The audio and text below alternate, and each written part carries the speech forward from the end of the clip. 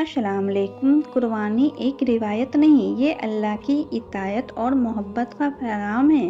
حضرت ابراہیم علیہ السلام نے اللہ کے حکم پر اپنی سب سے پیاری چیز تک قربان کرنے کا جذبہ دکھایا، اور اسی سنت کو آج تک امت فالو کر رہی ہے۔ لیکن سوال یہ ہے، قربانی کس پر واجب ہے؟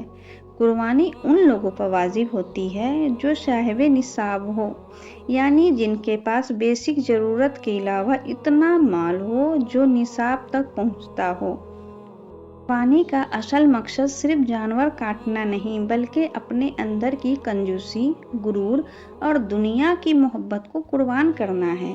اللہ قرآن میں فرماتا ہے، اللہ تک ان لوگوں کا گوشت پہنچتا ہے نہ خون، بلکہ تمہارے تقویٰ پہنچتا ہے، یعنی اللہ ہمارا دل دیکھتا ہے۔ اگر اللہ نے ہمیں حیثیت دی ہے تو ہمیں دل کھول کر قربانی کرنی چاہیے، کیونکہ قربانی صرف عبادت نہیں، اللہ کی محبت ہے۔ آئیے سنتے ہیں ڈاکٹر اسرار احمد کا اس پر پورا بیان۔ میں ایک موضوع لے رہا ہوں، یہ جو قربانی کا مسئلہ ہے، اس کے بارے میں ایک زمانے میں تو بہت منکرین حدیث کی طرف سے اس کے خلاف بڑی جو ہے ایک مہم چلی تھی کہ ختم کیا جائے اس کو۔ یہ خام خواہ جو ہے خرچ ہوتا ہے بہت بڑا، اور ضائع ہوتا ہے گوشت، اتنے بڑے پیمانے پر گوشت ہوتا ہے، کھایا نہیں جاتا۔ اچھا، ایک زمانے میں فریج بھی نہیں تھے، یہ بھی نہیں کہ آپ محفوظ کر دیں، گوشت ضائع بھی ہو سکتا تھا، اور بھی چیزیں جو ہے وہ گوشت کی وہ صحیح طور سے استعمال نہیں ہوتی تھی۔ تو اس کے اوپر بڑا پروپیگنڈا منکرین حدیث کا رہا کہ یہ جو ہے قربانی صرف حج کے موقع پر ہے۔ میں اس کی نفی کے لیے آج آپ کو بتا رہا ہوں کہ سورہ حج کے اندر جو دو رکوع ہیں، ایک چوتھا ایک پانچواں، چوتھے رکوع میں بھی قربانی کا ذکر ہے، پانچویں میں بھی قربانی کا ذکر ہے۔ یہ ایک دم جو ہے ایک جگہ پر جو دو طرح کی قربانیوں کا ذکر ہو رہا ہے، یہ کیوں ہو رہا ہے؟ چوتھے رکوع میں وہ مناسک حج کے ساتھ اس کا ذکر ہے، وہاں جو فرمایا گیا لِيَشْهَدُوا مَنَافِعَ لَهُمْ وَيَذْكُرُوا اسْمَ اللَّهِ عَلَىٰ مَا رَزَقَهُم مِّن بَهِيمَةِ الْأَنْعَامِ فِي أَيَّامٍ مَّعْلُومَاتٍ عَلَىٰ مَا رَزَقَهُم مِّن بَهِيمَةِ الْأَنْعَامِ فَكُلُوا مِنْهَا وَأَطْعِمُوا الْبَائِسَ الْفَقِيرَ۔ وہاں پہ قربانیاں دو، پھر اللہ کا نام لو، ان جانوروں پر جو اللہ نے تمہیں عطا کیے ہیں، ان جو معین دنوں کے اندر دو، فی ایام معلومات، اور پھر اس میں سے خود بھی کھاؤ، اور جو ہے جو جیسے صدقہ کا گوشت ہوتا ہے وہ نہیں ہے، وہ قربانی کا گوشت ہے، اس میں سے آپ خود بھی کھائیں اور غرباء کو کھلائیں، غریبوں کو دیں، مساکین کو دیں۔ تو یہ پورا حکم آ چکا ہے چوتھے رکوع کے اندر۔ پانچواں رکوع پورا کا پورا جو ہے وہ عید الاضحیٰ پر ہے میرے نزدیک۔ یہی حکمت صوم کے بارے میں ہے کہ وہاں جب ایک حکم تکرار کر کے آیا کہ پہلے فرما دیا گیا فَمَنْ كَانَ مِنْكُمْ مَرِيضًا أَوْ عَلَىٰ سَفَرٍ فَعِدَّةٌ مِّنْ أَيَّامٍ أُخَرَ، اگر بیمار ہو کوئی اور یہ یہاں کے سفر پر ہو تو وہ تعداد دوسرے دنوں میں پوری کرے۔ پھر کیا وجہ دوبارہ آ رہا ہے؟ شہر رمضان الذی انزل فیہ القرآن ھدی للناس وبینات من الھدی والفرقان فمن شہد منکم الشہر فلیصمہ ومن کان مریضا او علی سفر فعدۃ من ایام اخر۔ کیوں؟ یہ تو ادبی اعتبار سے یہ کلام کا عیب شمار ہوتا ہے، تکرار بلا کسی سبب کے، نہیں، سبب کے بغیر نہیں ہے۔ وہاں کیا تھا؟ وہاں ان دو رعایتوں کے ساتھ تیسری بھی شامل تھی کہ اگر صحیح ہو اور مقیم ہو پھر بھی روزہ نہ رکھو تو ایک مسکین کو کھانا کھلا دو۔ یہ رعایت ختم ہوئی ہے رمضان کے روزے کے ساتھ، اب رکھنا پڑے گا روزہ، اور اگر بیمار ہو یا سفر پر ہو تو ٹھیک ہے، دوسرے دنوں میں پورا کرو، پورا کرنا لازم ہے اس کو۔ تو یہ چیز جو ہے یہ در حقیقت کسی وجہ سے ہوتی ہے۔ بالکل یہی بات ہے سورہ حج کے چوتھے رکوع کے اندر، وہ جو قربانی ہے حج کے ساتھ اس کا ذکر آ چکا۔ اب سنیے یہ جو آ رہا ہے، فرمایا وَلِكُلِّ أُمَّةٍ جَعَلْنَا مَنْسَكًا، ہر امت پر ہم نے ایک جو ہے قربانی کا معاملہ نازل وہ جو ہے فرض کیا ہے۔ میں نے چونکہ آج شروع میں کہا تھا کہ صوم اور حج میں کچھ مشابہتیں ہیں۔ دیکھیے صوم کا حکم بھی آیا تھا تو کس طور سے آیا تھا؟ یا ایھا الذین آمنوا کتب علیکم الصیام کما کتب علی الذین من قبلکم لعلکم تتقون۔ اہل ایمان تم پر روزہ رکھنا فرض کیا گیا جیسے کہ فرض کیا گیا تھا ان پر جو تم سے پہلے تھے۔ یہاں پر اسی حوالے سے بات ہو رہی ہے کہ اے مسلمانوں، یہ قربانی صرف تم پر فرض نہیں کی جا رہی، یہ تو ہر امت پر، ہر نبی ہر رسول کی امت۔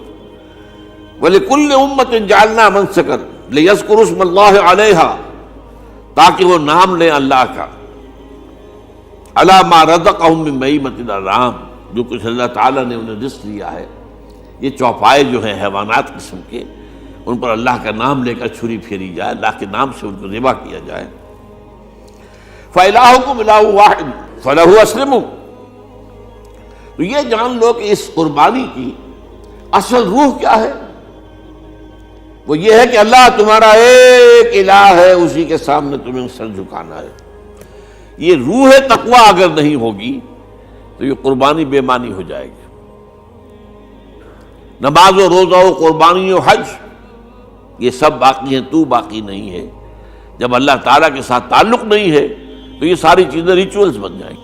اب یہ بھی ہوتا ہے، 20 25 ہزار کے بکرے جو ہیں وہ لوگ لیتے ہیں، پھر ان کو گھماتے ہیں، پھراتے ہیں، ان کے اوپر ریشمی چادریں چڑھاتے ہیں، ان کو جو ہے وہ مہندی لگا کر، بہرحال وہ چیزیں جو ہیں یہ اظہار اس طرح کا یہ تو پسندیدہ نہیں ہے۔ تو یہ تو لوگوں کو دکھانے کی بات ہے اور اپنے پیسے کی جو ہے اپنی دولت کے اظہار کا ایک ذریعہ ہے۔ لیکن یہ کہ بہرحال قربانی انسان کرے اور یہ کہ اس کے اندر روح جو ہے تقویٰ کی وہ موجود ہوگی۔ فَإِلَٰهُكُمْ إِلَٰهٌ وَاحِدٌ فَلَهُ أَسْلِمُوا وَبَشِّرِ الْمُخْبِتِينَ۔ اور اے نبی ان لوگوں کو بشارت دے دیجئے کہ جو اللہ کے سامنے جھکے رہتے ہیں، خشوع اور خضوع کی شکل اختیار کرتے ہیں۔ الذین اذا ذکر اللہ وجلت قلوبہم، وہ لوگ کہ جب اللہ کا نام لیا جائے تو ان کے دل لرز اٹھتے ہیں۔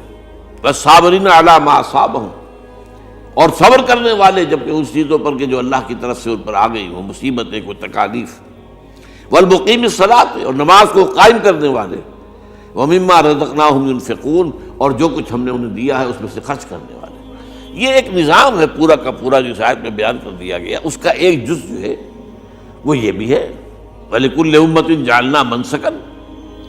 یہ قربانی کا معاملہ جو ہے یہ بھی ہم نے ہر امت کے اوپر فرض کیا، ہر امت جو ہے اس کے اوپر لازم کیا گیا، اور اے مسلمانوں آج تم پر بھی لازم کیا جا رہا ہے۔ وَالْبُدْنَ جَعَلْنَاهَا لَكُم مِّن شَعَائِرِ اللَّهِ، اور یہ جو قربانی کے اونٹ ہیں، یہ خاص طور پر چونکہ عرب میں تو اونٹ کی قربانی ہوتی تھی، دوسرے جانور تو وہاں کم ہوتے ہیں، اور بہرحال ان کی قیمتی متاع بھی اونٹ ہے۔ وَالْبُدْنَ جَعَلْنَاهَا لَكُم مِّن شَعَائِرِ اللَّهِ، یہ اللہ تعالیٰ کے شاعر میں سے یہ اونٹ جو ہے یہ قربانی کا اونٹ ہے، یہ مکے لے جایا جا رہا ہے، یا یہ بکرے اور یہ مینڈے جو ہیں یہ قربانی کے ہیں، یہ وہاں جا رہے ہیں، تو یہ بھی گویا کہ ایک طرح سے اللہ کی نشانیاں بن جاتی ہیں۔ ان کے حوالے سے اللہ تعالیٰ کا ایک تصور اور اللہ تعالیٰ کے ساتھ ایک ذہنی رشتہ قائم ہوتا ہے۔ لیکن فیہا خیر، تمہارے لیے اس میں خیر ہے، بھلائی ہے۔ چنانچہ جب وہ جاتے تھے حج کے لیے تو جو بھی ان کے ساتھ دودھ دینے والا جانور ہے، قربانی کی نیت ہے لیکن دودھ جو ہے اس کا استعمال کر سکتے ہیں درمیان میں، اور بھی کوئی اگر ان کی کوئی چیزوں سے فائدہ اٹھانا ہو، لکم فیہا خیر۔ فاذکروا اسم اللہ علیہا، تو اب ان کا اللہ کا نام لو اس کے اوپر، صواف، صفیں باندھ کر وہ اونٹ کھڑے ہوتے ہیں اور ان کو نحر کیا جاتا ہے۔ آپ کو معلوم ہے ذبح نہیں ہوتا اونٹ، اتنا بڑا جانور ہے، گردن کتنی موٹی ہے، اس کا ذبح کرنا بڑا مشکل ہے۔ نہر کہتے ہیں اس کو۔ کھڑا ہے اونٹ اور ایک برچھا، چھوٹا سا برچھا ہے جو اس کے یہاں گردن کے یہ جہاں آ کر دونوں ہنسلیاں ملتی ہیں وہاں پر مارا جاتا ہے، اور یہاں سے جو بہت بڑی وین ہے وہ در حقیقت ایورٹا، وہ جو ہے ختم ہوتا ہے، تو وہاں سے خون کا پھر فوارہ آتا ہے، اور اس کے بعد پھر وہ اونٹ کھڑا کھڑا وہ رفتہ رفتہ اس کا جب خون نکل جاتا ہے تو وہ کمزور ہو کر نیچے گر جاتا ہے۔ یہ نہر ہے۔